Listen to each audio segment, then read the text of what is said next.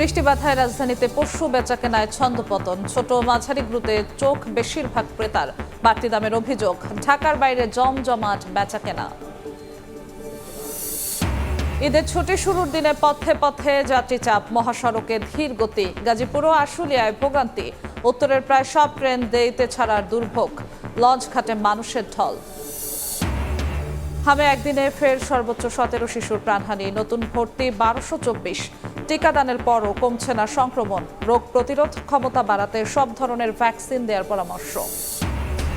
সরকারের 100 দিনে জীবনমানে ইতিবাচক পরিবর্তনের সূচনা। ব্রিফিংয়ে প্রধানমন্ত্রীর উপদেষ্টা। নৈরাজ্যের অপচেষ্টায় একটি গোষ্ঠী, আইনের শাসন প্রতিষ্ঠায় কঠোর অবস্থান।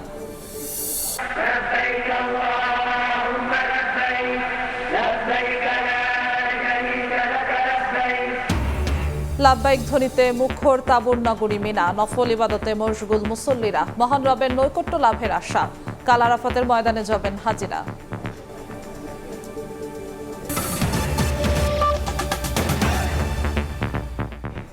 সময় সংবাদের সঙ্গে আছি আমি জিন্নাতারা যশোয়া। বৃষ্টি বাধায় রাজধানীর পশুর হাটে বেচাকেনায় দেখা দিয়েছে ছন্দপতন।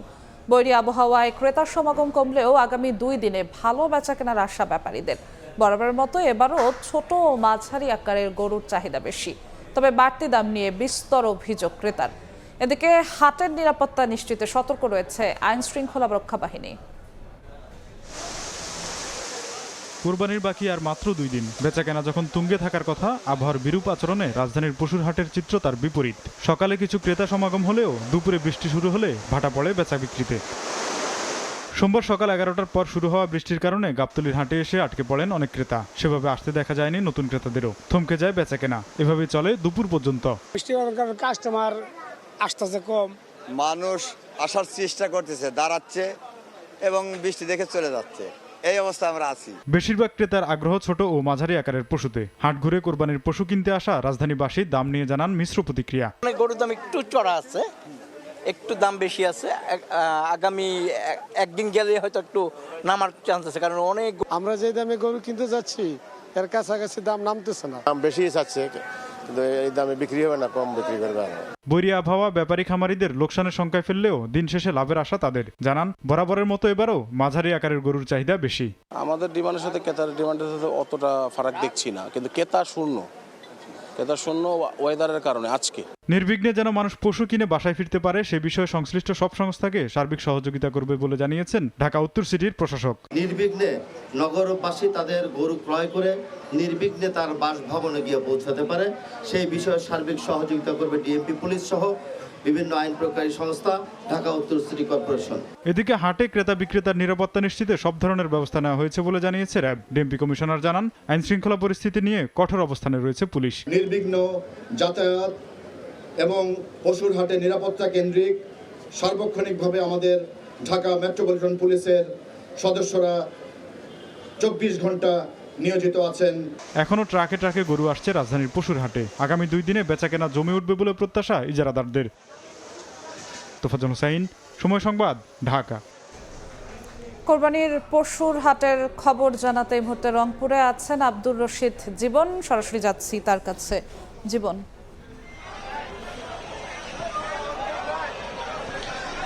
কোরবানির ঈদ যত ঘনিয়ে আসছে ততই কিন্তু কোরবানির যে পশুর যে হাটগুলো সেগুলো কিন্তু আসলে জমে উঠছে। এই মুহূর্তে আমি আছি রংপুরের ঐতিহ্যবাহী বুড়িরহাটে এবং দেখছি ক্রেতা বিক্রেতাদের হাক ডাকে কিন্তু এই যে হাট সেটি কিন্তু একেবারে জমে উঠেছে।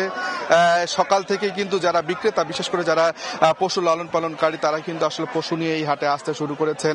এবং আমরা দেখেছি যে জেলার যে খামারিরা আছেন এবং জেলার বাইরের যে খামারিরা আছেন তারাও কিন্তু এই বাজারে কিন্তু পশু নিয়ে এসেছেন। এবং এবারের হাটকে ঘিরে আমরা দেখেছি যে শেষের দিকে যেহেতু আসলে সেই কারণে কিন্তু সাধারণ যারা ক্রেতা রয়েছেন, বিশেষ করে জেলার ক্রেতা থেকে শুরু করে স্থানীয় ক্রেতা এবং জেলার বাইরেরও অনেক ক্রেতা কিন্তু রয়েছেন আজকের এই পশুর হাটে। তারা কিন্তু পশু দেখছেন এবং দেখে কিন্তু নিজেদের পছন্দ মতো পশু কেনবার কিন্তু চেষ্টা করছেন। এবং দাম নিয়ে যদি বলি, এবারের পশুর হাটকে ঘিরে কিন্তু দামের যে প্রতিক্রিয়া সেটি কিন্তু বলা চলে যে মিশ্র প্রতিক্রিয়া রয়েছে ক্রেতা এবং বিক্রেতাদের ঘিরে। যারা বিক্রেতা রয়েছেন তারা বলছেন যে এবার আসলে খাদ্যের দাম বেশি, পশু লালন পালন পালনের খরচ বেশি পড়েছে, সেই অনুযায়ী তারা আসলে দাম পাচ্ছেন না। অন্যদিকে বিক্রেতার কথাও যদি বলি, তারা কিন্তু বলছেন যে এবার আসলে গত বছরের থেকে দাম কিছুটা বেশি, এবং তারা বলছেন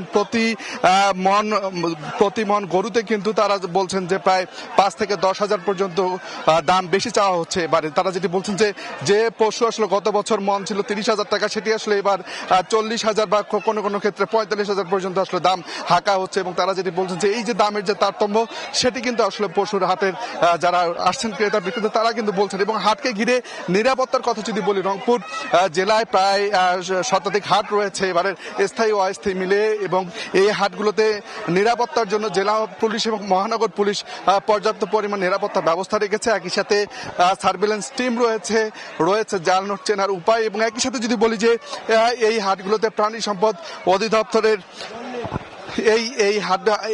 এই হাটগুলোকে ঘিরে আমরা যেটি দেখেছি যে ভেটেরিনারি যে টিম, সেই টিমও কিন্তু রয়েছে স্ট্যান্ড বাই। এবং বলা চলে যেহেতু আর কয়েকদিন পরেই আসলে বলা চলে যে ঈদ, সে কারণেই কিন্তু একেবারে বেচা কেনা কিন্তু একেবারে তুঙ্গে রয়েছে রংপুরের হাটগুলোতে। এই মুহূর্তে আমরা ভোলায় যাব, সেখানকার পশুর হাটের খবর জানবো। সেখানে রয়েছেন আমাদের সহকর্মী নাসির উদ্দিন লিটন।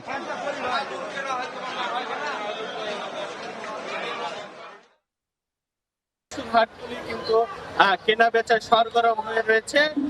আমরা যেটা দেখতে পাচ্ছি যে কিছুক্ষণ আগে আমি ভোলার দৌলত খানের অন্যতম একটি বৃহৎ পশুর হাট নুরমিয়ার হাটে এসেছিলাম। এখানে 4টা পর্যন্ত আমার পিছনে যে মাঠটা রয়েছে, সেই মাঠটা দেখলাম যে ক্রেতা বিক্রেতার উপস্থিতি, কিন্তু 4টার পরে কিছু ঝড় বৃষ্টির কমতে শুরু করেছে, কিন্তু এখন এখানে বৃষ্টি হচ্ছে। 49টা স্থায়ী পশুরহাট এবং বাকিগুলো অস্থায়ী পশুরহাট রয়েছে। এর প্রত্যেকটা পশুরহাটেই আমরা দেখতে পাচ্ছি যে বিপুল সংখ্যক গরু, মহিষ এবং ছাগল, ভেড়া উঠছে। ক্রেতা বিক্রেতা তাদের পছন্দ দাম চাচ্ছে, ক্রেতারা তাদের পছন্দ মতো পশু কেনার জন্য এক হাট থেকে আরেক হাটে ছুটছেন। আমরা ক্রেতা বিক্রেতার সাথে আলাপ করে যে দাম চাচ্ছে ক্রেতারা তাদের পছন্দ মতো পশু কেনার জন্য এক হাট থেকে আরেক হাটে ছুটছেন। আমরা ক্রেতা বিক্রেতার সাথে আলাপ করে যে বিষয়টা জানতে পেরেছি যে আসলে 1 লাখ থেকে 1.5 লাখ বা 2 লাখ টাকার মধ্যে যে পশুগুলো আছে সেগুলোর চাহিদা বেশি, কিন্তু আমরা দেখতে পাচ্ছি যে এখানে আরো অনেক বড় বড় পশু রয়েছে। আমরা ভোলা পশু সম্পদ বিভাগের যে তথ্য রয়েছে, সেই তথ্য অনুযায়ী ভোলা এবছর কোরবানির জন্য 81,000 পশুর দরকার, কিন্তু ভোলার বিভিন্ন খামারে কৃষকেরা প্রায় 1 লক্ষাধিক পশু প্রস্তুত করেছে কোরবানির বিক্রির জন্য।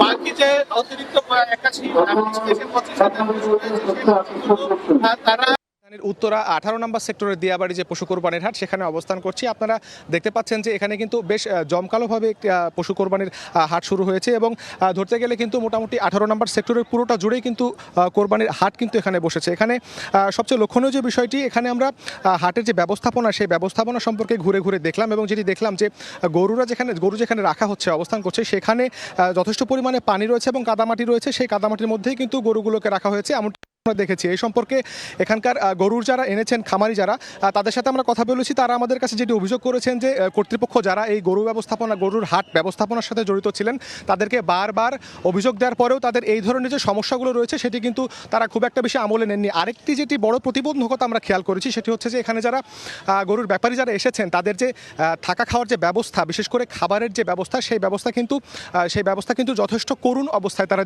দিন যাপন করছে এবং রাত্রি যাপন করছে, এমনটি কিন্তু তারা আমাদের জানিয়েছেন। এছাড়া যে গরু বেচা বিক্রির যে বিষয়, তারা মোটামুটি সন্তুষ্ট আছেন, এবং তারা বলছেন যে কেউ 15টি গরু নিয়ে এসেছিলেন, কেউ 20টি গরু নিয়ে এসেছিলেন। তারা ইতোমধ্যে কেউ অর্ধেক বিক্রি শেষ করেছেন, কারো বাকি রয়েছে বিভিন্ন বাকি যে গরু এবং ছাগল যেগুলো আছে, সেগুলো তারা ঈদের আগেই বেচা বিক্রি শেষ করতে পারবেন, এমনটি কিন্তু তারা বলছেন। এবং তাদের বিক্রির ক্ষেত্রে যে সন্তোষ প্রকাশের ক্ষেত্রে আমরা যদি বলি, তাদের সাথে আমরা কথা বলেছি, তারা যেটি বলছেন যে খুব বেশি যে চড়াও মূল্যে তারা গরু বিক্রি করতে পারছেন, এমনটি কিন্তু হচ্ছে না। বিশেষ করে ছোট এবং একেবারে যে বড় গরুগুলো রয়েছে, সেগুলোতে কিন্তু বিক্রিতে বেশ টানপোড়ন পড়েছে, এবং মাঝারি সাইজের যে গরুগুলো আছে, সেই গরুতে কিন্তু সেই গরু ক্রেতা কিন্তু বেশি, এমনটি কিন্তু তারা বলছেন। বিশেষ করে এখানে আমরা লক্ষ্য করেছি যে এই দিয়াবাড়ি এলাকাটি সাধারণত সবসময় ফাঁকা থাকে, কিন্তু গরুর হাট বসার কারণে কিন্তু এখানে বেশ মানুষের সমাগম হয়েছে, যার কারণে কিন্তু এখানকার যে ট্রাফিক সিস্টেম সেটি কিন্তু অনেকটাই ভেঙে পড়েছিল। কিন্তু এখানে আমরা যেটি খেয়াল করেছি যে ট্রাফিক পুলিশ ডিএমপির পক্ষ থেকে যারা নিযুক্ত আছেন তারা কিন্তু বেশ ভালোভাবেই এটি সামাল দিয়ে উঠছেন, এমনটি কিন্তু আমরা দেখেছি। তো রাজধানীর দিয়াবাড়ির পশু কোরবানির হাট থেকে এই ছিল আমার কাছে সর্বশেষ তথ্য। ঢাকা, রংপুর, ভোলা থেকে কোরবানির পশুর হাটের খবর জানাচ্ছিলেন সহকর্মীরা। ঈদের টানা ছুটির শুরুতেই পথে পথে যাত্রীর চাপ। উত্তরের প্রায় সব ট্রেনই বিলম্বে ছাড়ায় ভোগান্তিতে পড়েন ঘরমুখী মানুষ। ভেতরে জায়গা না পেয়ে ঝুঁকি নিয়ে অনেকে ওঠেন ছাদে। বাস টার্মিনালেও একই চিত্র। কাঙ্ক্ষিত বাসের অপেক্ষায় কাউন্টারে বসে আছেন যাত্রীরা। আর গাজীপুর, সাভার সহ বিভিন্ন মহাসড়কে গাড়ির সারি।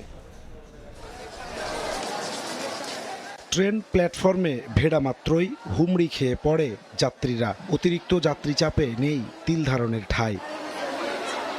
দরজা জানালা দিয়ে যে যেভাবে পারেন প্রবেশ করেন ট্রেনে। জীবনের ঝুঁকি নিয়ে অনেকেই ওঠেন ছাদে। অনেক গরম, বেশি ঠাসাঠাসি, মানুষের দাঁড়ানোর কোনো ব্যবস্থা নাই, আর যাওয়া যাইতেছে না। যাচ্ছে আমার শ্বশুর বাড়িতে, ফার্স্ট টাইম ঈদ করব, কুরবানি ঈদ। প্রচুর ভিড়, গরমে কাঁপাকাঁপি, তো অবস্থা খুব খারাপ। এদিন প্ল্যাটফর্ম জুড়ে দেখা যায় ব্যাগপত্র নিয়ে অপেক্ষমান যাত্রীদের দীর্ঘ সারি। ট্রেনের আশায় ঘন্টার পর ঘন্টা অপেক্ষায় ব্যাপক ভোগান্তিতে পড়েন তারা। রংপুর, একতা এক্সপ্রেস সহ উত্তরবঙ্গের অধিকাংশ ট্রেনই ছাড়ে 2 থেকে 2.5 ঘন্টা দেরিতে।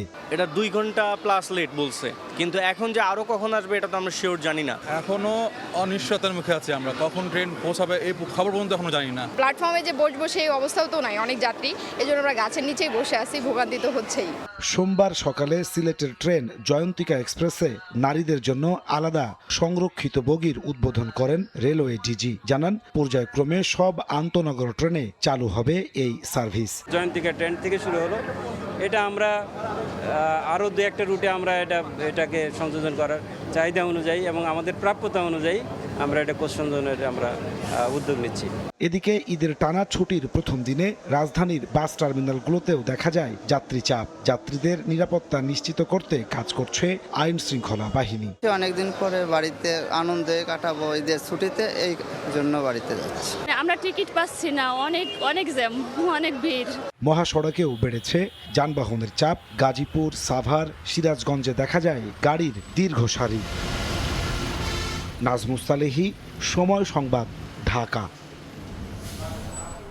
ঈদ যাত্রার খবর জানাতে এই মুহূর্তে বিমানবন্দর রেল স্টেশনে আছেন সহকর্মী শাহিন আলম, সাভারে মোজাফফর হোসেন জয় এবং গাজীপুরে আছেন মেহেদি হাসান। সরাসরি শুরুতেই যাচ্ছি শাহিনের কাছে।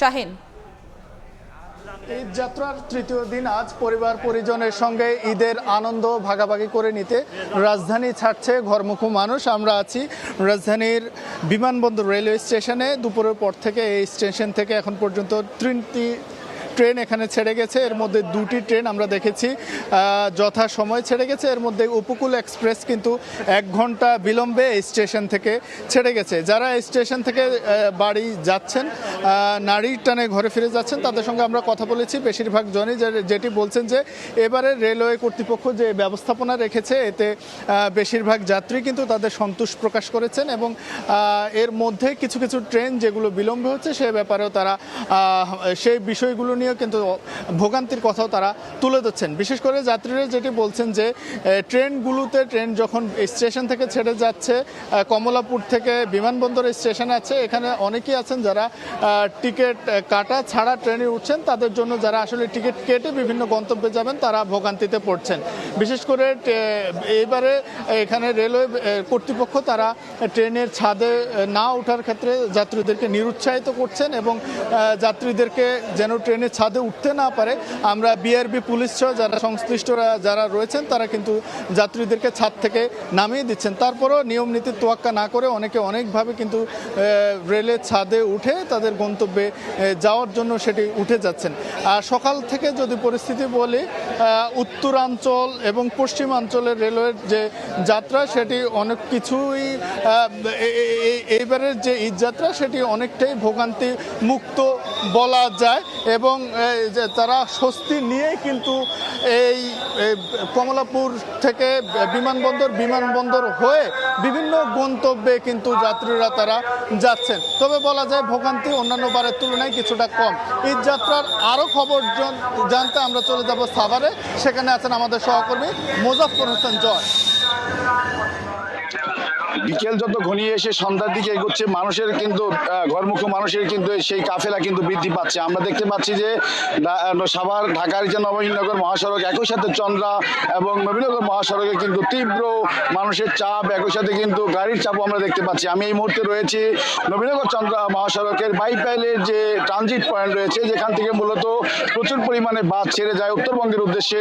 সেই উত্তরবঙ্গের 22টি জেলায় কিন্তু এখান থেকে মানুষজন, অর্থাৎ শিল্প শ্রমিক সহ বিভিন্ন পর্যায়ের মানুষ কিন্তু, সাধারণ মানুষ কিন্তু এই পরিবহনগুলো ধরেই কিন্তু মূলত যমুনা সেতু হয়ে উত্তরবঙ্গে পৌঁছে যায়। ঘরমুখী মানুষের চাপ আমরা ইতিমধ্যে দেখতে পাচ্ছি। আপনারা দর্শক দেখতে পাচ্ছেন যে বাইপাইল স্ট্যান্ড রয়েছে, সেই স্ট্যান্ডের মূলত যে সার্ভিস লেন রয়েছে, সেই সার্ভিস লেন্সেই কিন্তু যাত্রীদের ওঠানামানো হচ্ছে এবং যাত্রীদের ওঠানো হচ্ছে। সেখানে কিন্তু দীর্ঘ সারি প্রায় আধা কিলোমিটার পর্যন্ত আমরা দেখতে পাচ্ছি যে বাসগুলো অপেক্ষমান আছেন এবং সেখানে যাত্রীরা উঠছেন এবং গন্তব্যের উদ্দেশ্যে ছেড়ে দেওয়ার আগেই কিন্তু আমরা আরেকটি যানজটের অপেক্ষমান গাড়ি যে যানজটের সৃষ্টি হয়েছে এমন একটি অবস্থা দেখতে পাচ্ছি। যদিও এটি যানজট নয়, যানজট বলা যাবে না, কারণ তারা এখানে গাড়ি স্টপেজ করে গাড়িতে যাত্রী উঠাচ্ছেন। কমপক্ষে শতাধিক গাড়ি, দূরপাল্লার যান এখানে অপেক্ষা করছে এবং সেখানেই কিন্তু আমরা যেটা দেখতে পাচ্ছি যে সেখানে কিন্তু যাত্রীরা উঠছে। ইতিমধ্যে কিন্তু আমরা যেটি জানতে পেরেছি যে প্রচুর পরিমাণে যাত্রী রয়েছে, কিন্তু সেখানে কিন্তু সেইভাবে কিন্তু আমরা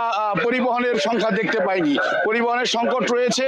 জানিয়ে রাখতে চাই, এই সড়কটি দিয়ে অন্ততপক্ষে প্রতিদিন 6 থেকে 700 পরিমাণে দূরপাল্লার যান চলে থাকে। একই সাথে ব্যক্তিগত গাড়ি সহ অন্যান্য গাড়ি দিনে প্রায় 1000 পরিমাণ উত্তরবঙ্গের উদ্দেশ্যে ছেড়ে যাচ্ছে। তো মূলত নবীনগর চন্দ্রা মহাসড়কের বাইপাইল থেকে ঈদে ঘরমুখী মানুষের আমার কাছে এই ছিল সর্বশেষ তথ্য। আমরা এখন চলে যাব গাজীপুরের চন্দ্রাতে, সেখানে রয়েছে আমাদের সহকর্মী মেহেদি হাসান। আসলে গাজীপুরের ঈদযাত্রা কিন্তু পরিপূর্ণ হয়েছে আজকে থেকে, কেননা আজকে থেকেই আনুষ্ঠানিকভাবে শ্রমিকরা বাড়ির পানে ছুটছেন এবং বিশেষ করে এই মুহূর্তে রয়েছে চন্দ্রায়। সেই চন্দ্রায় আমরা সকাল থেকে কিন্তু ভিড় কিছুটা কম থাকলেও, অর্থাৎ বেলা গড়ানোর পরপরই আমরা দেখছি, অর্থাৎ বিকেল থেকেই কিন্তু দুপুরের পর থেকে কিন্তু হাজার হাজার শ্রমিক সড়কে এসেছে এবং হাজার হাজার শ্রমিক আসলে বাড়ির পানে ছুটছেন। তারা যদি বলছেন আনুষ্ঠানিকভাবে আজকে থেকেই কিন্তু শিল্প প্রতিষ্ঠানগুলো, যেগুলো কারখানা রয়েছে, সেই কারখানাগুলো ছুটি হয়েছে এবং সেই ছুটি হওয়ার পর থেকে কিন্তু তারা সড়কে নেমে বাড়ির দিকে যাচ্ছেন এবং কিছুটা অভিযোগ তারা করেছেন। তারা যিনি বলছেন পুরের চন্দ্রায় বেশ কিছু অভিযোগ থাকে, বিশেষ করে যানবাহনের ধীরগতি, জটলা এবং তার পাশাপাশি পর্যাপ্ত পরিবহন না পাওয়ার যেই অভিযোগ যা তাদের রয়েছে, সেটি কিন্তু এবারও তারা করছেন। আমরা বিশেষজ্ঞদের সাথে কথা বলেছিলাম, তারা আসলে যেটি বলছেন চন্দ্রার যেই আসলে যানজট, চন্দ্রার যেই আসলে দুর্ভোগ, সেটি আসলে দীর্ঘমেয়াদী পরিকল্পনা প্রয়োজন। কেননা এই চন্দ্রা এসে গাজীপুর থেকে 2 লেনের একটি সড়ক এবং ঢাকা থেকে এসে 2 লেনের একটি সড়ক এসে কিন্তু মিলিত হয়, অর্থাৎ 4 লেনের সড়ক এসে কিন্তু এখানে 2 লেনে আবার হয়।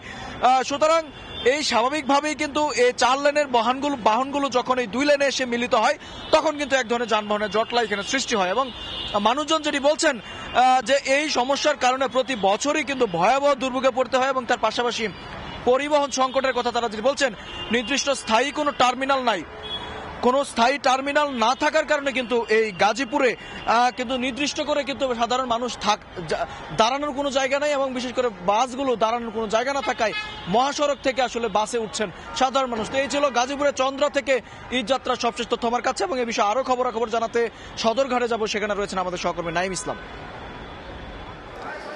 পবিত্র ঈদুল আজহার আর মাত্র 2 দিন বাকি। নারীর টানে প্রিয়জনের সঙ্গে ঈদ উদযাপনের জন্য নদীপথে ছুটে যাচ্ছে সাধারণ মানুষ। আমরা প্রতিবারই দেখেছি যে ঈদের আগে কিন্তু সদরঘাট লঞ্চ টার্মিনালে ব্যাপক পরিমাণে যাত্রীদের একটি চাপ থাকে। এবারও কিন্তু আমরা তার ব্যতিক্রম দেখছি না। আমরা এই মুহূর্তে সদরঘাট লঞ্চ টার্মিনালে রয়েছি, এখানে কিন্তু ব্যাপক যাত্রী সমাগম রয়েছে, যেটা আমরা প্রতি ঈদেই দেখতে পাই। যদিও আজকে সকাল থেকে কিন্তু এক ধরনের বৈরী আবহাওয়া ছিল। বৈরী আবহাওয়াতে অনেকেই নৌকা নৌপথের যাত্রাকে একটু ঝুঁকিপূর্ণ মনে করে, কিন্তু তবুও কিন্তু আমরা দেখেছি যে তার প্রভাব কিন্তু সদরঘাট লঞ্চ টার্মিনালে পড়েনি, বরং আর প্রত্যেক ঈদের মতো কিন্তু এবারের ঈদেও এই যে সদরঘাট লঞ্চ টার্মিনালে ব্যাপক যাত্রী সমাগম রয়েছে। আজকে সকাল থেকে আমরা দেখেছি যে এই যে সদরঘাট লঞ্চ টার্মিনালে হচ্ছে যে লঞ্চগুলো রয়েছে, বিশেষ করে দক্ষিণবঙ্গের যে লঞ্চগুলো রয়েছে সেই লঞ্চগুলো কিন্তু হচ্ছে ছেড়ে যাচ্ছে। যদিও এই যে লঞ্চগুলো যে ছেড়ে যাওয়ার সময়ের কিন্তু কোনো নির্দিষ্ট সময় বেঁধে দেওয়া হচ্ছে না, বরঞ্চ আমরা দেখেছি যে লঞ্চগুলোতে যাত্রী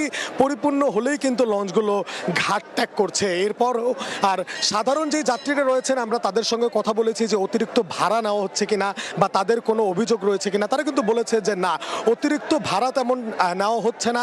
তারা সচরাচর যেই ভাড়া দিয়ে যাচ্ছেন এবারও কিন্তু সেই ভাড়া দিয়ে হচ্ছে তারা এই নৌপথে যাত্রা করছেন। এছাড়াও আমরা যদি আপনাদেরকে একটু জানিয়ে রাখতে চাই যে এই যে সদরঘাট লঞ্চ টার্মিনালে আজকে যেই লঞ্চগুলো দক্ষিণবঙ্গের জন্য ছেড়ে যাচ্ছে সেই লঞ্চগুলো কিন্তু হচ্ছে যে প্রচুর পরিমাণের যাত্রী বোঝাই করা অবস্থাতেই কিন্তু হচ্ছে এই লঞ্চগুলো নির্দিষ্ট গন্তব্যের উদ্দেশ্যে ছেড়ে যাচ্ছে। এই যে লঞ্চগুলো নির্দিষ্ট গন্তব্যে ছেড়ে যাচ্ছে অতিরিক্ত যাত্রী নিয়ে, এই বিষয়েও আমরা হচ্ছে এখানে যে প্রশাসন বা হচ্ছে কোস্টগার্ড যারা রয়েছেন বিএডব্লিউটিও সহ তাদের সঙ্গে কথা বলার চেষ্টা করেছি। তারা বলছে যে তাদের কিন্তু হচ্ছে একটি পর্যবেক্ষণ রয়েছে যেন কোনো লঞ্চ অতিরিক্ত যাত্রী বোঝাই অবস্থায় যেন সদরঘাট লঞ্চ টার্মিনাল থেকে ছেড়ে না যায়। তো এই ছিল আমার কাছ থেকে রাজধানীর সদরঘাট লঞ্চ টার্মিনাল থেকে এই যাত্রার সর্বশেষ তথ্য।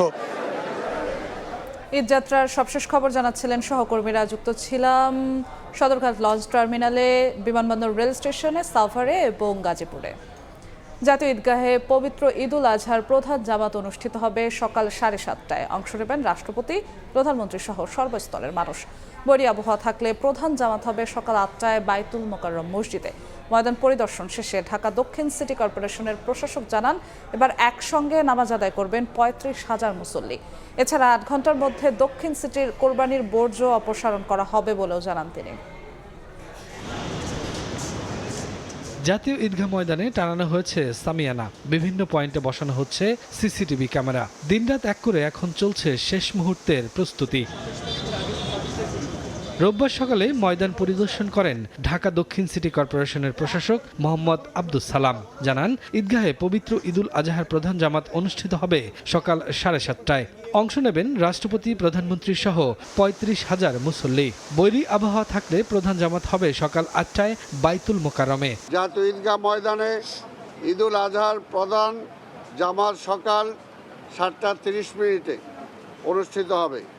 আশা করছি গণপ্রজাতন্ত্রী বাংলাদেশ সরকারের মাননীয় প্রধানমন্ত্রী জনাব তারেক রহমান, মহামান্য রাষ্ট্রপতি, মন্ত্রী পরিষদের সদস্যবর্গ সহ বিদেশি কূটনীতিকগণ জাতীয় ঈদগাহে ঈদের প্রধান জামাতে অংশগ্রহণ করবেন। ঈদুল আজহার প্রথম দিনে কুরবানির বর্জ্য 8 ঘন্টার মধ্যে অপসারণ করার চ্যালেঞ্জ নিয়েছে দক্ষিণ সিটি। এই কর্মযজ্ঞে অংশ নেবেন প্রায় 13,500 কর্মী। প্রধানমন্ত্রী আমাদেরকে 12 ঘন্টা সময় দিয়েছে, কিন্তু আমরা সময় নির্ধারণ করছি 8 ঘন্টা, 4 ঘন্টা হাতে রেখেছি। আমরা ইনশাল্লাহ 12 ঘন্টা লাগবে না, আমরা বিশ্বাস করি এর আগেই আমরা সম্পাদন করতে পারব। ঈদগাহে নিরাপত্তা নিশ্চিতে সব ধরনের প্রস্তুতি সম্পূর্ণ করেছে আইন শৃঙ্খলা বাহিনী। সাদা পোশাকে কাজ করবে বিশেষ টিম। শফিকুজ্জামান রুবেল, সময় সংবাদ, ঢাকা। শুরু হলো পবিত্র হজের আনুষ্ঠানিকতা। এর মধ্যে মক্কা নগরী থেকে তাবুর শহর মিনায় পৌঁছেছেন লাখ লাখ হাজি। কাল বাদ ফজর তারা যাবেন আরাফাতের ময়দানে। বিস্তারিত আব্দুল্লাহ তামিমের রিপোর্টে। তাবুর শহর মিনা, যতদূর চোখ যায় সাদা তাবু আর তাবু। এই মিনা থেকেই শুরু হয় হজের মূল আনুষ্ঠানিকতা।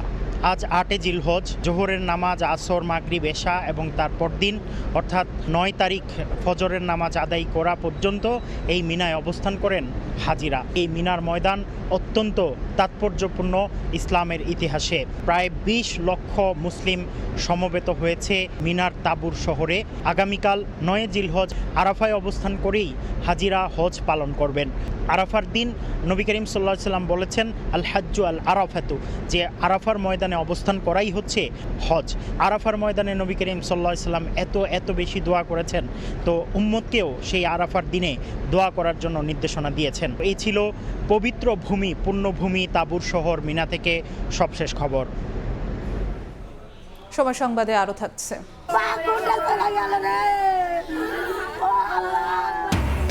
কম খরচে ঝুঁকিপূর্ণ যাত্রাই হলো কাল। টাঙ্গাইলে রড বোঝাই বেপরোয়া ট্রাক উল্টে নিহত 15।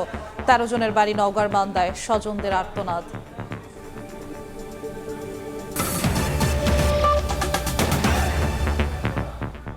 সরকারের 100 দিনেই জীবনমানে ইতিবাচক পরিবর্তনের সূচনা হয়েছে, ফিরছে অর্থনৈতিক স্থিতিশীলতা। তবে বাক স্বাধীনতা নিশ্চিতের সুযোগ নিয়ে নৈরাজ্য সৃষ্টির অপচেষ্টা করছে একটি গোষ্ঠী। আইনশৃঙ্খলা বাহিনীতে বিপুল সংস্কার প্রয়োজন হলেও আইনের শাসন প্রতিষ্ঠায় কঠোর অবস্থানে সরকার। সরকারের 100 দিন পূর্তিতে প্রধানমন্ত্রীর কার্যালয়ে আয়োজিত সংবাদ সম্মেলনে এসব কথা বলেছেন প্রধানমন্ত্রীর উপদেষ্টা ও প্রধানমন্ত্রীর কার্যালয়ের মুখপাত্র মাহদি আমিন। 24 জুলাই অভ্যুত্থানে 1.5 দশকের ফ্যাসিবাদী সরকার পতনের পর চলতি বছরের ফেব্রুয়ারিতে অনুষ্ঠিত হয় ত্রয়োদশ জাতীয় সংসদ নির্বাচন। জনগণের ভোটে নির্বাচিত বিএনপি সরকার এরই মধ্যে পেরিয়েছে 100 দিন। প্রিয় সাংবাদিক ভাই বোনেরা, প্রধানমন্ত্রীর তেজগাঁও কার্যালয়ে সরকারের 100 দিনের খতিয়ান তুলে ধরতে এই সংবাদ সম্মেলন। বক্তব্যে প্রধানমন্ত্রীর উপদেষ্টা মাহদি আমিন তুলে ধরেন এই সময়ে সরকারের নেয়া বিভিন্ন পদক্ষেপ। জানান, প্রথম 100 দিনেই জনগণের ভোটে নির্বাচিত সরকার মজবুত করে চলেছে গণতন্ত্রের প্রাতিষ্ঠানিক কাঠামো। প্রথম 100 দিনেই জনগণের ভোটে নির্বাচিত সরকার লুণ্ঠিত রাষ্ট্রীয় মালিকানা জনগণের কাছে আবারও ফিরিয়ে দিয়েছে, মজবুত করে চলেছে গণতন্ত্রের প্রাতিষ্ঠানিক কাঠামো। মাহদি আমিন অভিযোগ করেন, সরকারের নজিরবিহীন বাক স্বাধীনতা নিশ্চিতের সুযোগ নিয়ে একটি গোষ্ঠী উদ্দেশ্য প্রণোদিতভাবে নৈরাজ্য সৃষ্টির অপচেষ্টা চালাচ্ছে। আইনের শাসন প্রতিষ্ঠায় সরকারের কঠোর অবস্থান তুলে ধরেন তিনি। তবে ইতিমধ্যে আমরা দেখেছি এই নজিরবিহীন স্বাধীনতার সুযোগ নিয়ে একটি গোষ্ঠী উদ্দেশ্য প্রণোদিতভাবে নৈরাজ্য সৃষ্টির অপচেষ্টা চালাচ্ছে। বিভিন্ন ধরনের অপপ্রচারে তারা লিপ্ত রয়েছে। সরকারের 100 দিনেই মানুষের জীবনমানে ইতিবাচক পরিবর্তনের সূচনা হয়েছে বলে জানান মাহদি আমিন। দুর্নীতি দমনে সরকারের নেয়া বিভিন্ন পদক্ষেপ তুলে ধরে পাচার হওয়া অর্থ ফেরাতে গৃহীত পদক্ষেপে দেশে বিনিয়োগে আন্তর্জাতিক আস্থা ফিরে আসছে বলেও মন্তব্য করেন তিনি। সাম্প্রতিক সময়ে মূল্যস্ফীতি কমে 8.71% নেমে এসেছে এবং জ্বালানি ও ভোজ্য তেলের সরবরাহ স্বাভাবিক রাখা সম্ভব হয়েছে। বাংলাদেশের ইতিহাসে প্রথমবারের মতো ট্রাফিক ব্যবস্থাপনায় কৃত্রিম বুদ্ধিমত্তা বা এআই প্রযুক্তি ব্যবহারের উদ্যোগ নেওয়া হয়েছে। রাজধানী ঢাকাকে পরিবেশ বান্ধব ও আধুনিক মেগাসিটিতে রূপান্তর করতে গ্রিন অ্যান্ড ক্লিন ঢাকা মহাপরিকল্পনা গ্রহণ করা হয়েছে। প্রান্তিক মানুষকে সঙ্গে নিয়ে তৃণমূলের ক্ষমতায়নই সরকারের উন্নয়ন দর্শন বলে জানান মাহদি আমিন। যে দ্রুত বিচার সম্ভব। মুরসালিন হক জুনায়েদ, সময় সংবাদ, ঢাকা। বাংলাদেশকে $5 বিলিয়ন ঋণ দেওয়ার ঘোষণা দিয়েছে এশিয়ান ডেভেলপমেন্ট ব্যাংক এডিবি। সকালে প্রধানমন্ত্রী তারেক রহমানের সঙ্গে সাক্ষাতে এ ঘোষণা দেন এডিবি প্রেসিডেন্ট মসাত কান্দা। তেজগাঁওয়ে প্রধানমন্ত্রীর কার্যালয়ে বৈঠকে উপস্থিত ছিলেন অর্থমন্ত্রী আমির খসরু মাহমুদ চৌধুরী ও প্রধানমন্ত্রীর মুখ্য সচিব ABM আব্দুস সাত্তার। বৈঠক শেষে অর্থমন্ত্রী জানান, বাংলাদেশের উন্নয়ন, অবকাঠামো ও বিনিয়োগ বৃদ্ধির লক্ষ্যে পাশে থাকবে এডিবি। আগামী 5 বছরে বাংলাদেশকে বছরে $1 বিলিয়ন করে ঘোষিত সহায়তা দেয়া হবে বলেও জানান তিনি। অলরেডি 1.4 বিলিয়নের একটা এগ্রিমেন্ট গতকাল সই হয়েছে। স্বাস্থ্য, শিক্ষা, এনার্জি, তারপরে রেজিলিয়েন্স, ক্লাইমেট রেজিলিয়েন্স ফান্ড, এগুলো সার্বিকভাবে আলোচনা হয়েছে। আগামী দিনের এডিবির সাথে বাংলাদেশের একটা ভালো পার্টনারশিপের প্রতি আমরা এগিয়ে যাচ্ছি। অর্থনৈতিক যে $1 ট্রিলিয়ন ইকোনমির যে আমাদের যে ঘোষণাটা আসছে, এটার জন্য বিশেষভাবে সহায়ক হবে। হামে প্রাণ গেল আরও 17 শিশুর। এটি দ্বিতীয়বারের মতো একদিনের সর্বোচ্চ মৃত্যুর রেকর্ড। নতুন করে হাসপাতালে ভর্তি 1224। টিকাদানের পরও কমছে না সংক্রমণ ও মৃত্যু। রোগ প্রতিরোধ ক্ষমতা বাড়াতে শিশুদের সব ধরনের টিকা নিশ্চিতের পরামর্শ চিকিৎসকদের। দুরন্ত চঞ্চল এই শিশুদের এখন খেলার বয়স, তাই হাসপাতালে এসেও খেলার জায়গা পেয়ে মেতে উঠেছেন তারা। কেউ হামে আক্রান্ত ভাই বোনের পাশে, কেউ বা সুস্থ হয়ে বাড়ি ফেরার অপেক্ষায়। গেল 2 মাসে হাম ও উপসর্গ নিয়ে প্রাণ গেছে প্রায় 550 শিশুর। কারো বয়স হয়নি টিকা দেবার, কেউ বা জানতেন না দিতে হবে টিকা। অনেক সময় শৈশবে মায়ের টিকা দেয়া না থাকলে ঝুঁকি বাড়ে শিশুদের আক্রান্ত হবার। টিকা দেওয়ালো কিনা এটা আমি আসলে জানতাম না, এই জন্য আমি নিতে পারি নাই টিকা। হামের কারণে চোখ বন্ধ ছিল, 7 দিন খাওয়া দাওয়া ছিল না, বাথরুম ছিল, জ্বর প্রচুর পরিমাণে 104-5 থাকতো। আমি তো জানতাম না যে হামের টিকা দেওয়া লাগতো। চিকিৎসকরা বলছেন, হাম আক্রান্ত শিশুরা অপুষ্টিতে থাকলে ও মায়ের পর্যাপ্ত বুকের দুধ না পেলে শারীরিক অবস্থা জটিল হবার সম্ভাবনা থাকে। মা যদি নিজেই অপুষ্ট থাকে, তার মানে তার বডিতে টিকা নেওয়া ছিল, বাট সেই হামের টিকাটি তার শরীরে ইমিউনিটি তৈরি করতে পারেনি, তাহলে কিন্তু সে নিজের শরীরে যেখানে ইমিউনিটি নেই সেখানে বাচ্চার শরীরে কীভাবে পাস করবে। বাচ্চারা যদি থাকে অপুষ্ট, বাচ্চারা যদি থাকে ভিটামিন এ ডেফিসিয়েন্ট, বাচ্চারা যদি থাকে কৃমিতে আক্রান্ত, তাহলে যেটা হবে বাচ্চার নিজের রোগ প্রতিরোধ ক্ষমতাটাই দুর্বল থাকবে, ফলে সে নিজের রোগ প্রতিরোধ ক্ষমতা তৈরি করার সুযোগই পাবে না। হাম থেকে বাঁচতে টিকার বিকল্প নেই বলে জানান চিকিৎসকরা। আয়েশা সিদ্দিক, সামিয়া, সময় সংবাদ, ঢাকা। কম খরচে ঝুঁকি নিয়ে যাত্রা করাই হলো কাল। টাঙ্গাইলে যমুনা সেতুর পূর্ব পারে রড ভর্তি ট্রাক উল্টে প্রাণ গেল 15 জনের, আহত হয়েছেন আরও 10 জন। হতাহতদের বেশিরভাগই শ্রমিক। নিহতদের মধ্যে 13 জনের বাড়ি নওগাঁর মান্দায়। নিহতদের 25,000 এবং আহতদের 15,000 করে টাকা দেওয়ার কথা জানিয়েছে জেলা প্রশাসন। আর বিআরটি এর পক্ষ থেকে নিহতদের 5 লাখ এবং আহতদের 3 লাখ টাকা করে অনুদান দেওয়ার ঘোষণা দেওয়া হয়। ট্রাকে ঝুঁকি নিয়ে বাড়ি ফেরার চেষ্টা, চালকের বেপরোয়া গতিতে ঈদযাত্রা পরিণত হলো বিষাদে। মহাসড়কে মৃত্যুর মিছিলে যুক্ত হলো নতুন নাম। টাঙ্গাইলে ভয়াবহ সড়ক দুর্ঘটনায় ঝরল 15 প্রাণ। ঈদের ছুটিতে সোমবার ভোরে চট্টগ্রাম থেকে রড বোঝাই ট্রাকে করে নওগাঁ যাচ্ছিল 25 থেকে 30 জন যাত্রী। পথে ঢাকা টাঙ্গাইল মহাসড়কের কালীহাতির সরাতৈল এলাকায় নিয়ন্ত্রণ হারিয়ে ট্রাকটি রাস্তার পাশে খাদে পড়ে উল্টে যায়। এতে ঘটনাস্থলেই 15 জনের মৃত্যু হয়, আহত হন আরও 10 জন। গাড়ি ব্রেক ফেল করেছে, না হলে কোনো একটা সমস্যা হয়েছে। বৃষ্টির কারণে উপরে তিরপল দিয়েছে, তলে রড আছে, রডের ভিতরে সব কেউ কেউ বয়ে আসলো, কেউ শুয়েছিল। খবর পেয়ে পুলিশ ও ফায়ার সার্ভিস ঘটনাস্থলে গিয়ে হতাহতদের উদ্ধার করে। প্রাথমিক অবস্থায় ধারণা করছি যে নিয়ন্ত্রণ হারিয়ে ট্রাকটি পড়ে যায় এবং ঘটনাস্থলেই 15 জন মারা যায়। আহতরা জানান ভাড়ার টাকা সাশ্রয় করতে ঝুঁকি নিয়েই বাড়ি ফিরছিলেন তারা। বাসের ভাড়া 1,000-1,500 টাকা, গরিব মানুষ 1,000 টাকা কোথায় থেকে দেবো স্যার? আমার কাছে ভাড়া না কম আছে, আমি বাজার যেতে পারছি না, টেরা করতে চড়বো। পরে ফোন দিয়ে বলেছে শুধু আব্বু 27 টন গাড়ির রড আছে, শুধু আব্বু ওই রডের উপরে আমার কতজন 18 জন তুলে দিচ্ছে শুধু আব্বু। নিহত 15 জনের মধ্যে 13 জনের বাড়ি নওগাঁর মান্দায় এবং বাকিরা রাজশাহীর তানোরের বাসিন্দা ছিলেন। হতাহতদের বেশিরভাগই শ্রমিক ছিলেন। সময় সংবাদ, টাঙ্গাইল। ঈদে বাড়ি ফেরা হলো না 13 ফেরিওয়ালার। নোয়াখালী থেকে রড বোঝাই ট্রাকে চড়ে নওগাঁর মান্দায় ফিরছিলেন তারা। পথে টাঙ্গাইলে যমুনা সেতুর কাছে ট্রাক উল্টে গিয়ে প্রাণ হারান। স্বজনদের আর্তনাদে ভারী হয়ে উঠেছে মান্দার আকাশ বাতাস।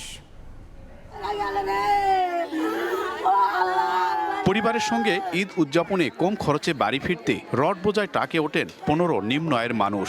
যমুনা সেতুর কাছে পৌঁছাতেই নিয়ন্ত্রণ হারিয়ে উল্টে যায় ট্রাকটি। মুহূর্তের মধ্যেই নিভে যায় 15টি প্রাণ। এর মধ্যে 13 জনের বাড়ি নওগাঁর মান্দায়। কেউ 15 দিন, 20 দিন, 1 মাস যায় আপনার নোয়াখালী, এরা ফেরি করে ব্যবসা করে গ্রামে গ্রামে। আমরা খুব কষ্টে আছি, এতগুলো মরদেহ এই গ্রামে কখনো দেখা হয়নি। দয়া করে সরকারের কাছে বিনীত অনুরোধ, লাশগুলো যেন আমাদের গ্রামে তাড়াতাড়ি দ্রুত পৌঁছে। ঈদের জন্য বাসায় আসার সময় ট্রাক অ্যাক্সিডেন্টে মারা যায়। নোয়াখালীতে ফেরি করে প্রসাধনী পণ্য বিক্রি করে সংসার চালাতেন নিহতরা। দুর্ঘটনায় কেউ হারিয়েছেন স্বামী, কেউ সন্তান, আবার কেউ ভাই কিংবা বাবাকে। স্বজনের বুক ফাটা আর্তনাদে ভারী হয়ে ওঠে মান্দার আকাশ বাতাস। বলছে মারও ভালো হয়েছে, বাপে বলিচ্ছে বাবা ঘুমায় না যান গাইড বাবা, বলছে আচ্ছা ঘুমায় না বাবা, আমার বাবা তোমরা এনে দেও রে বাবা। সড়কে মৃত্যুর মিছিল কবে শেষ হবে সে প্রশ্ন এখন মান্দাবাসীর মুখে মুখে।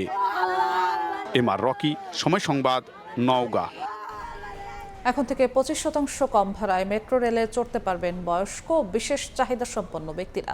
দুপুরে রাজধানীর ফার্মগেট মেট্রো স্টেশনে বিশেষ কার্ডের উদ্বোধন করেন সড়ক রেলপথ মন্ত্রী। জানান শিক্ষার্থীদেরও একই সুবিধা দেওয়ার কথা ভাবছে সরকার। মেট্রোর মতো আন্তঃরেলেও নারীদের জন্য আলাদা বগি থাকবে বলেও জানান মন্ত্রী। স্বপ্নের মেট্রো রেলে কারো কারো প্রথম যাত্রা। যাত্রীদের কেউ প্রতিবন্ধী, আবার কারো বয়স 65 বা তার ওপরে, কেউ বা বিশেষ চাহিদা সম্পন্ন। তাদের দেওয়া হয়েছে 25% কম ভাড়ার বিশেষ কার্ড। দ্রুতগামী মেট্রো রেলে ভিড় ঠেলে ওঠার কষ্ট আর খরচের চাপ কমায় উচ্ছ্বসিত সুবিধাবঞ্চিতরা। পরিবার লেগে ভালো হয়, যত কম হইব। আগে যাইতে বেশি টাকা লাগতো, অনেক কম লাগবে। কোনোদিন উড়ি নাই, দেখতে খুশি। মেট্রো রেল কর্তৃপক্ষ বলছেন পর্যায়ক্রমে শিক্ষার্থীদের জন্য বিশেষ কার্ড চালু করার পরিকল্পনা করছে সরকার। এখন আমরা যেটা সার্ভিসটা চালু করলাম, এটা দুটা আইডেন্টিফিকেশন লাগবে। যারা 65 ইয়ার্স প্লাস তাদের এনআইডি কার্ড দেখে আমরা আইডেন্টিফাই করবো যে হি ইজ রিয়েলি 65 প্লাস। আর যারা প্রতিবন্ধী তাদের আমাদের সমাজ সেবা অধিদপ্তরের একটা কার্ড আছে যেটাকে বলি সুবর্ণ কার্ড। এই সুবর্ণ কার্ডটা দেখে আমরা এদেরকে জাস্টিফাই করে ফার্মগেট মেট্রো স্টেশনে বিশেষ কার্ড তুলে দেন সড়ক পরিবহন, সেতু ও নৌমন্ত্রী রবিউল ইসলাম। স্টেশন ঘুরে তিনি জানান, প্রধানমন্ত্রীর নির্দেশে ঈদযাত্রায় সুবর্ণ এক্সপ্রেস ও জয়ন্তিকা এক্সপ্রেসে নারীদের জন্য 2টি কোচ যোগ করা হয়েছে। নিরাপদে বাড়ি পৌঁছতে ঝুঁকি না নিয়ে যাত্রীদের সতর্কতা অবলম্বনের আহ্বান জানান মন্ত্রী। দুটি আন্তনগর ট্রেনে একটি করে কোচ আমরা নারীদের জন্য রিজার্ভ করে ছাড়ছি। ঈদের আগ পর্যন্ত এই যে 3 দিন এটা নারীদের জন্য রিজার্ভ থাকবে। শুধুমাত্র নারীরা ওই কোচটিতে বসার বা যাওয়ার সুযোগ পাবেন। 65 প্লাস তাদের জন্য এবং যারা প্রতিবন্ধী, শারীরিক মানসিক প্রতিবন্ধী, ডিসেবল, তাদের জন্য আমরা 25% ভাড়া কম রাখব। এমআরটি 96 অর্থাৎ যেটা মেট্রো রেল চালু আছে সেখানে, এবং বাংলাদেশ রেলওয়ের যত রেল চলছে সেই জায়গায়। উদ্বোধনের পর বিশেষ কার্ডের যাত্রীদের নিয়ে ফার্মগেট থেকে উত্তরার উদ্দেশ্যে ছেড়ে যায় মেট্রো রেল। সানবীর রূপল, সময় সংবাদ, ঢাকা। চট্টগ্রামের জঙ্গল সলিমপুরে গভীর রাতে ফিল্মি স্টাইলে হামলা চালিয়েছে সন্ত্রাসীরা। বুলডোজার দিয়ে গুড়িয়ে দিয়েছে যৌথ বাহিনীর অস্থায়ী ক্যাম্প, রাস্তা কেটে বিচ্ছিন্ন করে দেওয়া হয় যোগাযোগ। এই ঘটনায় অভিযান চালিয়ে 20 জনকে আটক করা হয়েছে। পাহাড়ে ঘেরা চট্টগ্রামের জঙ্গল সলিমপুর ছিল সন্ত্রাসীদের অভয়ারণ্য। তাদের থেকে জায়গাটি উদ্ধারের পর নিয়ন্ত্রণে নেয় আইন শৃঙ্খলা রক্ষা বাহিনী। পুলিশ জানায়, রোববার মধ্যরাতে 3 থেকে 350 সন্ত্রাসী একযোগে যৌথ বাহিনীর ক্যাম্পে ফিল্মি স্টাইলে সশস্ত্র হামলা চালায়। বুলডোজার নিয়ে এসে গুড়িয়ে দেয় অস্থায়ী ক্যাম্প। সন্ত্রাসীরা প্রথমে জঙ্গল সলিমপুর এবং আলীনগর প্রবেশের প্রধান সড়কটি কেটে যোগাযোগ বিচ্ছিন্ন করে দেয়। হামলার এক পর্যায়ে র্যাব ও পুলিশ সদস্যদের লক্ষ্য করে চালানো হয় গুলি। এ সময় আত্মরক্ষায় পাল্টা গুলি চালায় যৌথ বাহিনীও। এরপর পিছু হটে সন্ত্রাসীরা। পরে অভিযান চালিয়ে 15 থেকে 20 জনকে আটক করা হয়। তারা আবার সংঘবদ্ধভাবে প্রায় 200-300 লোক সশস্ত্রভাবে রামদা, দেশীয় অস্ত্র এবং AK-47 রাইফেল এই ধরনের অস্ত্র নিয়ে তারা এই ক্যাম্পের উপরে হামলা করে। এখানে তারা টার্গেট করেছিল যে আমাদের ওই নতুন যে ক্যাম্পটা, এই ক্যাম্পটা যেন ওইখানে আমরা না করতে পারি। এই ঘটনায় আবারও আতঙ্ক ছড়িয়ে পড়েছে স্থানীয়দের মাঝে। তারা সন্ত্রাসীদের থেকে মুক্তি চান। আমরা ভয়ে এক জায়গাতে লুকাইছিলাম, কিছু মানুষ ড্রেনের ভিতর ছিল, পরে পুলিশ আসি উদ্ধার করছে আমাদের। এখানে হঠাৎ করে একটা ট্রাক আসছে, আইসা স্কুটার নামাইছে, নামায় ভাঙতেছে। পুলিশ ক্যাম্প থাকুক, আমরা শান্তি চাই। গত মার্চে যৌথ বাহিনীর বড় ধরনের অভিযানের মাধ্যমে জঙ্গল সলিমপুর থেকে সন্ত্রাসীদের বিতাড়িত করা হয়। পার্থপ্রতিম বিশ্বাস, সময় সংবাদ, চট্টগ্রাম। নিখোঁজের আড়ালে লুকিয়ে ভয়ঙ্কর জোড়া খুন। নোয়াখালীর সোনাইমুড়িতে কোটি টাকার সম্পত্তির লোভে কমলা খাতুন ও তার শিশু সন্তানকে হত্যা করে সৎ ছেলেরা। আলামত পুড়িয়ে লাশ গুম করতে দেয় মাটি চাপা। 2 বছর তদন্তের পর মোবাইল ফোনের সূত্র ধরে রহস্য উন্মোচন করেছে সিআইডি। নোয়াখালী প্রতিনিধি সাইফুল্লাহ কামরুলকে সঙ্গে নিয়ে মাসুদুর রহমানের রিপোর্ট। পুকুরের পানি সেচে চলছে মাটি খোঁড়ার কাজ। 15 ঘন্টা পর বের হতে থাকে হাড়গোড়। রোববার নোয়াখালীর সোনাইমুড়িতে আবু আমিনের বাড়ি থেকে গুম করা লাশের অবশিষ্টাংশ উদ্ধার করে সিআইডি। 2 বছর আগে 2024 সালের মার্চে হঠাৎ করে নিখোঁজ হন এই বাড়ির মালিক কমলা খাতুন ও তার শিশু সন্তান নোমান। থানায় নিখোঁজ জিডি করে নোমানের সৎ ভাইরা। তবে বিষয়টি মেনে নিতে পারেননি কমলার বোন। পরে আদালতে পিটিশন মামলা দায়ের করলে তদন্ত শুরু করে ডিবি। এরপর মামলাটি হস্তান্তর করা হয় সিআইডির কাছে। তার তালতো ভাই দুলাভাই গেছে এখানে তদন্ততে, হেরে যায় আমাদের নামে উল্টা মামলা, মানে জিডি। 1 বছরেরও বেশি সময় ধরে তদন্তের পর সিআইডি জানতে পারে নিখোঁজ কমলার ফোন সচল। ঢাকার সবুজবাগ থেকে খুঁজে বের করা হয় সেই ফোন। জানা যায় ফোনটি বিক্রি করেছিল কমলার সৎ ছেলে সাইফুল ইসলাম রাজু। ময়মনসিংহ থেকে রাজুকে গ্রেফতার করে সিআইডি। তার তথ্যে সোনাইমুড়ি থেকে গ্রেফতার করা হয় রাজুর ভাই জিয়াউর রহমান সাগর ও ভাতিজা আশিকুর রহমান টিপুকে। জিজ্ঞাসাবাদে জট খুলে রহস্যের। তদন্তকারী টিম যখন এই নাম্বারটা পেয়ে যায়, তখন আর যখন দেখা যায় একটা লোক ইউজুয়ালি যে বাসায় থাকার কথা সে থাকতেছে, সে বাইরে থাকতেছে পালায়া পালায়া, এটা তাদের কাছে একটা বড় ধরনের ক্লু মনে হলো। সিআইডি বলছে কমলা খাতুনের স্বামী আবু আমিন মারা যাওয়ার আগে তাকে ও তার ছেলে নোমানের নামে কোটি টাকা মূল্যের 30% জমি লিখে দিয়ে যান। এটি মেনে নিতে পারেনি সৎ ছেলেরা। জমি লিখে দিতে চাপ দিলেও রাজি হননি কমলা। সেখান থেকে হত্যার পরিকল্পনা। এক পর্যায়ে তারা এদেরকে ঘুমের ওষুধ খাওয়াইয়া অজ্ঞান করে এবং তাদের শ্বাসরোধ করে, কাপড় কাচি শ্বাসরোধ করে মেরে ফেলে আগে থেকে খুঁড়ে রাখা কবরে রেখে তারা লাশকে হাইড করার চেষ্টা করে। পুকুর খুঁড়ে মরদেহ উদ্ধারের পর আদালতে 164 ধারায় হত্যার দায় স্বীকার করে জবানবন্দি দিয়েছে 3 অভিযুক্ত। মাসুদুর রহমান, সময় সংবাদ, ঢাকা। সরকারের উচ্চপদস্থ কর্মকর্তার ভুয়া পরিচয়ে চাকরি বাণিজ্য, হাতিয়ে নেয় কোটি টাকা। চক্রের প্রধান সহ 2 প্রতারককে গ্রেফতার করেছে র্যাব। সকালে রাজধানীর কেরানীগঞ্জে সংবাদ সম্মেলনে র্যাব 10-এর অধিনায়ক জানান, জড়িত একজন চাকরিচ্যুত সেনা সদস্য। তথ্য প্রযুক্তির সহায়তায় তারেক সরকারের অবস্থান শনাক্ত করা হয়। সোমবার তাকে নরসিংদী থেকে গ্রেফতার করে র্যাব। পরে তার বাসায় তল্লাশি চালিয়ে প্রতারণার কাজে ব্যবহৃত বিভিন্ন ইলেকট্রনিক্স ডিভাইস জব্দ করা হয়। উচ্চপদস্থ কর্মকর্তাদের ছবি ও নামের মাধ্যমে হোয়াটসঅ্যাপ অ্যাকাউন্ট খোলেন। এরপর তিনি উক্ত অ্যাকাউন্টগুলো হতে অন্যান্য সিনিয়র কর্মকর্তাদের সাথে ভুয়া পরিচয় সখ্যতা গড়ে তোলেন ও বিভিন্ন লোককে চাকরিতে নিয়োগের ব্যাপারে প্রভাব বিস্তার ও সুপারিশ করতে থাকেন। গত 6 বছর ধরে তিনি এ ধরনের কর্মকাণ্ডের সাথে জড়িত এবং এসব প্রতারণামূলক কর্মকাণ্ডের মাধ্যমে তিনি প্রায় 1 থেকে 1.5 কোটি টাকা অবৈধভাবে উপার্জন করেন। মামলায় দাবি করা হয় 40টি গুলি করার কথা, অথচ তদন্তে মেলেনি একটি গুলিরও প্রমাণ। এমনকি জীবিত ব্যক্তিকেও দেখানো হয় মৃত। জুলাই অভ্যুত্থানের পর দায়ের করা এমন ভুয়া মামলার সংখ্যা নেহায়েত কম নয়। এসব মামলা শনাক্তে সরকার বিশেষ গুরুত্ব দিচ্ছে বলে দাবি রাষ্ট্রপক্ষের আইনজীবীদের। এজন্য অন্তর্বর্তী সরকারের নিষ্ক্রিয়তাকেই দুষছেন অনেকে। আসিফ মোহাম্মদ সিয়ামের রিপোর্ট। 24-এর গণ অভ্যুত্থানের মধ্য দিয়ে পতন হয় আওয়ামী লীগ সরকারের। 36 দিনের গণ আন্দোলনে শেখ হাসিনা পালিয়ে যাওয়ার দিন 5ই আগস্ট পর্যন্ত হত্যাকাণ্ডের শিকার হয় হাজারের বেশি মানুষ। স্থায়ী পঙ্গু হয় আরও 20,000-এর বেশি জনতা। অন্তর্বর্তী সরকার দায়িত্ব নেয়ার পর শুরু হয় জুলাই গণহত্যার বিচারের প্রক্রিয়া। কিন্তু সেই সাথে দেশের বিভিন্ন প্রান্তে হতে থাকে জুলাই আন্দোলনকে কেন্দ্র করে ব্যক্তি পর্যায়ের মামলা। যেসব মামলা নিয়ে এরই মাঝে প্রশ্ন উঠেছে ব্যাপকভাবে। 4 আগস্ট যাত্রাবাড়িতে আন্দোলনে আহত হন রিমন। এমন অভিযোগে অভ্যুত্থানের পর মামলা করেন তার বাবা। অভিযোগ ছিল 40টি গুলি করা হয় তার ছেলে রিমনকে, কিন্তু তদন্তে মেলেনি একটি গুলিরও প্রমাণ। ধানমন্ডি এলাকায় জুলাই আন্দোলনের আরেক মামলায় অস্তিত্বই পাওয়া যায়নি আহত ব্যক্তির। যাত্রাবাড়িতে এক মামলায় জীবিত ব্যক্তিকে দেখানো হয়েছে মৃত। এসব তথ্য উঠে এসেছে আইন শৃঙ্খলা বাহিনীর তদন্তে।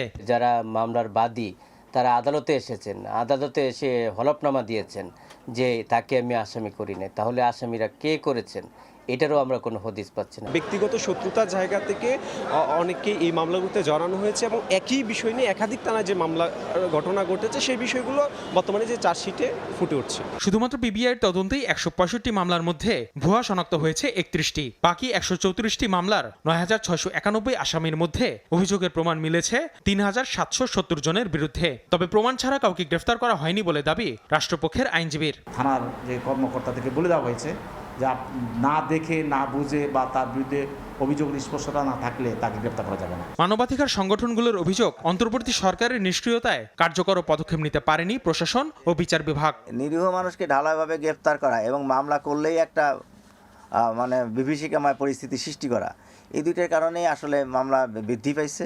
কোনো পুলিশের পক্ষে জুলাইয়ের মামলায় কাউকে অব্যাহতি দেওয়া এটি খুব কঠিন হয়ে যায় তার জন্য। দেশের মানবাধিকার সংগঠনগুলো বলছে, আইনের শাসন ও গণতন্ত্রের প্রত্যাশায় যে জুলাই গণঅভ্যুত্থান সেই চেতনায় প্রশ্নবিদ্ধ হয় এসব ভুয়া মামলার মধ্য দিয়ে।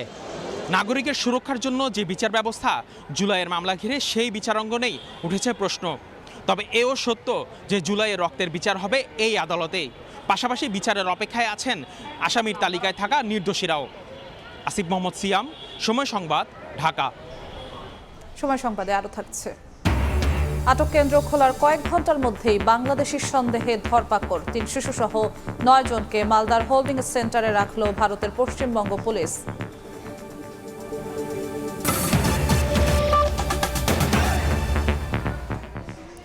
কোরবানির ঈদ ঘিরে উত্তাপ নেই মশলার বাজারে। কমেছে বেশ কিছু মশলার দাম। খুচরা বিক্রি কমে যাওয়ায় কারণ বলছেন ব্যবসায়ীরা।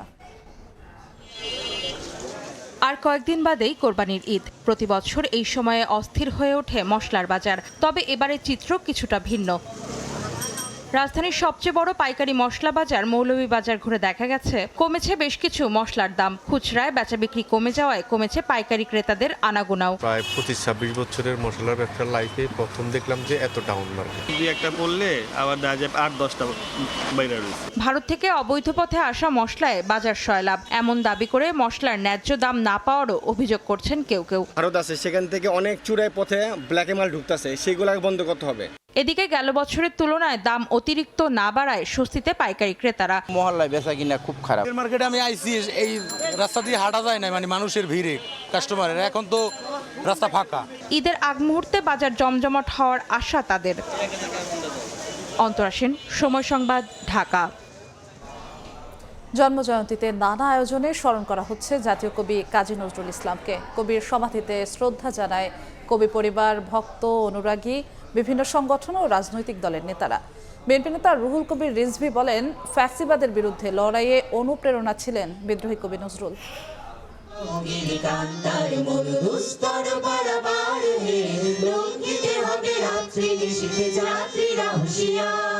পূবে সূর্যের আলো মাটিতে গড়াতে না গড়াতেই ফুলে ফুলে ছেয়ে যায় কবির সমাধিস্থল। জাতীয় ও বিদ্রোহী কবি কাজী নজরুল ইসলামের জন্মজয়ন্তীতে সমাধিতে একে একে শ্রদ্ধা নিবেদন করা হয় ঢাকা বিশ্ববিদ্যালয়, সংস্কৃতি মন্ত্রণালয় সহ বিভিন্ন সাংস্কৃতিক ও সামাজিক সংগঠনের পক্ষ থেকে। নজরুলকে আমরা ধারণ করব এবং তার চেতনা, তার চিন্তাকে, দর্শনকে আমরা কাজে লাগিয়ে সমাজ পরিবর্তনে আমরা ভূমিকা রাখব। কবির কালজয়ী সৃষ্টি এবং বাংলা সাহিত্যে তার অনন্য অবদানের প্রতি গভীর শ্রদ্ধা জানিয়ে অনুরাগীরা বলছেন, সাম্যের সমাজ গড়ে তুলতে হলে নজরুল চর্চার বিকল্প নেই। সংস্কৃতির সব রকম আঙ্গিকে তিনি বিচরণ করেছেন অত্যন্ত দৃঢ়তায়। সার্বিকভাবে এবং সম্পূর্ণ নজরুলকে উপস্থাপন করার জন্য যে চেষ্টা বা যে কর্মকাণ্ড করা উচিত, আমরা সেখানে পিছিয়ে আছি। জাতীয় কবির জন্মজয়ন্তীতে ছুটি ঘোষণার দাবি জানিয়েছেন তার নাতনি। আজকের দিনটা একটু ছুটি ঘোষণা হলে আমার মনে হয় এটা আরেকটু প্রাসঙ্গিক হতো।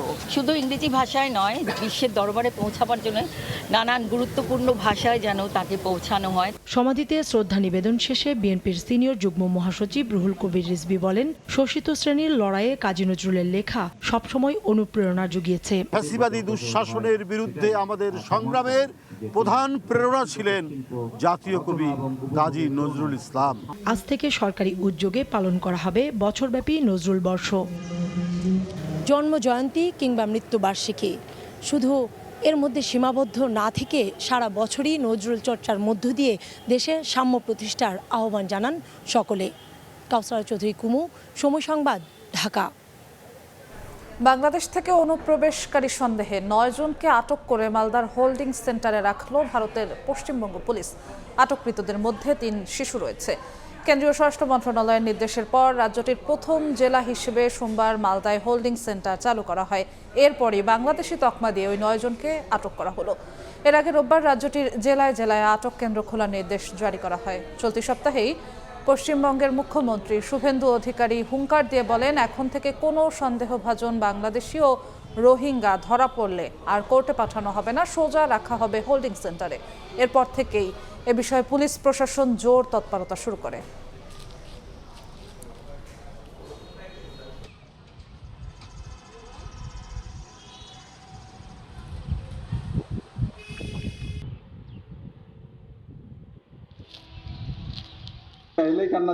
এটা তো আগেই করা উচিত ছিল। আগের সরকার এদের সমীহ করে চলতো, কিন্তু নতুন সরকার আইন মেনে হোল্ডিং সেন্টার তৈরি করেছে। বাংলাদেশি অনুপ্রবেশকারীদের আমরা যে কোনো মূল্যে তাদের দেশে ফেরত পাঠাবো। ইরানের সঙ্গে সম্ভাব্য চুক্তি নিয়ে আশাবাদী হলেও তাড়াহুড়ো করতে রাজি নন মার্কিন প্রেসিডেন্ট ডোনাল্ড ট্রাম্প। নিজ প্রতিনিধিদের চুক্তি নিয়ে কোনো ধরনের তাড়াহুড়ো না করার নির্দেশ দিয়েছেন তিনি। এদিকে হরমুজ প্রণালী পুনরায় খুলে দিতে ওয়াশিংটন তেহরানের নীতিগত সমঝোতা হয়েছে বলে জানিয়েছেন এক মার্কিন কর্মকর্তা। এমনকি ইরান উচ্চমাত্রায় সমৃদ্ধ ইউরেনিয়াম সরিয়ে ফেলতে বা ধ্বংস করতে প্রতিশ্রুতিবদ্ধ বলেও দাবি করা হয়েছে। ইরানের স্থায়ী যুদ্ধ বন্ধে দেশটির সঙ্গে চলমান আলোচনা সুশৃঙ্খল ও গঠনমূলকভাবে অগ্রসর হচ্ছে বলে জানিয়েছেন মার্কিন প্রেসিডেন্ট ডোনাল্ড ট্রাম্প। তবে তেহরানের সঙ্গে চুক্তির বিষয়ে নিজ দেশের প্রতিনিধিদের তাড়াহুড়ো না করার নির্দেশ দিয়েছেন তিনি। ট্রুথ সোশ্যালে দেয়া এক পোস্টে ডোনাল্ড ট্রাম্প নিজেই এই তথ্য জানান। এদিকে হরমুজ প্রণালী পুনরায় খুলে দেওয়ার বিষয়ে ওয়াশিংটন তেহরান নীতিগত সমঝোতায় পৌঁছাচ্ছে বলে দাবি করেছে যুক্তরাষ্ট্র। মার্কিন প্রশাসনের এক জ্যেষ্ঠ কর্মকর্তা জানান, এই সমঝোতার আওতায় ইরান উচ্চমাত্রায় সমৃদ্ধ ইউরেনিয়াম সরিয়ে ফেলতে বা ধ্বংস করতে প্রতিশ্রুতিবদ্ধ হয়েছে। তবে কিভাবে এবং কখন সেই প্রক্রিয়া সম্পন্ন হবে তা এখনো চূড়ান্ত হয়নি। প্রস্তাবিত খসড়াটি বর্তমানে ট্রাম্প এবং ইরানের সর্বোচ্চ নেতা মোস্তফা খামেনির অনুমোদনের অপেক্ষায় আছে বলে জানা গেছে, যদিও এ বিষয়ে এখনো প্রকাশ্যে কোনো মন্তব্য করেনি তেহরান। মার্কিন সংবাদ মাধ্যম নিউ ইয়র্ক টাইমসের প্রতিবেদনে বলা হয়েছে, আলোচনায় অগ্রগতি হলেও সবচেয়ে বিতর্কিত বিষয়গুলো এখনও অমীমাংসিত। বিশেষ করে ইরান কিভাবে তার সমৃদ্ধ ইউরেনিয়াম হস্তান্তর বা নিষ্কাশন করবে তা নিয়ে স্পষ্ট সমাধান নেই। একই সঙ্গে ক্ষেপণাস্ত্র কর্মসূচি কিংবা ইউরেনিয়াম সমৃদ্ধকরণ পুরোপুরি বন্ধ করার মতো গুরুত্বপূর্ণ বিষয়ও এই চুক্তির বর্তমান খসড়ায় অন্তর্ভুক্ত হয়নি। এদিকে ট্রাম্প স্পষ্ট করে জানিয়েছেন, আনুষ্ঠানিক চুক্তি স্বাক্ষর ও কার্যকর না হওয়া পর্যন্ত হরমুজ প্রণালীতে মার্কিন নৌবাহিনীর অবরোধ বহাল থাকবে। ওয়াশিংটনের আশা, শুল্কমুক্তভাবে প্রণালী খুলে দিলে বৈশ্বিক জ্বালানি বাজারে স্থিতিশীলতা ফিরবে। উর্জিতা শেহজিন, সময় সংবাদ। খেলার খবর, সান মারিনোর বিপক্ষে ফিফা প্রীতি ম্যাচের জন্য 30 সদস্যের যা বাংলাদেশের জাতীয় ফুটবল দল ঘোষণা করেছে বাফুফে। আগামী 5 জুন সান মারিনোর বিপক্ষে ম্যাচ খেলবে বাংলাদেশ। এই ম্যাচ দিয়ে বাংলাদেশ অধ্যায় শুরু হবে নতুন কোচ থমাস ডুলি। ইউরোপের দেশটির বিপক্ষে ম্যাচের জন্য 30 সদস্যের দলে ফেরানো হয়েছে গোলকিপার জিকোকে। এছাড়াও আছেন মিতুল মার্মা ও সুজন। কিংস ছেড়ে যাওয়া তারিক কাজী আছেন রক্ষণভাগে, তার সঙ্গে দলে আছেন তপু, বিশ্বনাথ, শাকিল আহাদ, সাদ, তাজ ও রহমত। মিডফিল্ডে রাখা হয়েছে জামাল, হৃদয়, মুরসালিন, হামজা, সমিত ও কাজেম শাহ কিরমানিকে। আক্রমণ ভাগে জায়গা পেয়েছেন ফাহমেদুল, ফয়সাল আহমেদ ফাহিম, ইব্রাহিম, মিরাজ, মিনহাজের মতো তরুণরা।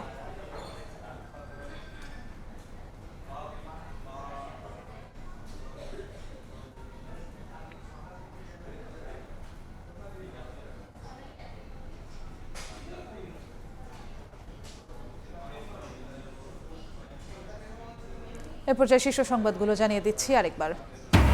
বৃষ্টি বাধায় রাজধানীতে পশু বেচা কেনায় ছন্দ পতন। ছোট মাঝারি গরুতে চোখ বেশিরভাগ ক্রেতার। বাড়তি দামের অভিযোগ, ঢাকার বাইরে জমজমাট বেচা কেনা। ঈদের ছুটি শুরুর দিনে পথে পথে যাত্রী চাপ, মহাসড়কে ধীর গতি। গাজীপুর ও আশুলিয়ায় ভোগান্তি। উত্তরের প্রায় সব ট্রেন দেরিতে ছাড়ায় দুর্ভোগ। লঞ্চঘাটে মানুষের ঢল। এবং হামে একদিনে ফের সর্বোচ্চ 17 শিশুর প্রাণহানি। নতুন ভর্তি 1224। টিকাদানের পরও কমছে না সংক্রমণ। রোগ প্রতিরোধ ক্ষমতা বাড়াতে সব ধরনের ভ্যাকসিন দেওয়ার পরামর্শ।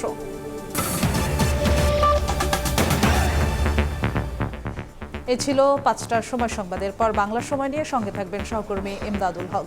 যশোর, আপনাকে ধন্যবাদ। বাংলার সময় নিয়ে আসছি কিছুক্ষণ পর, সঙ্গে থাকুন সময়।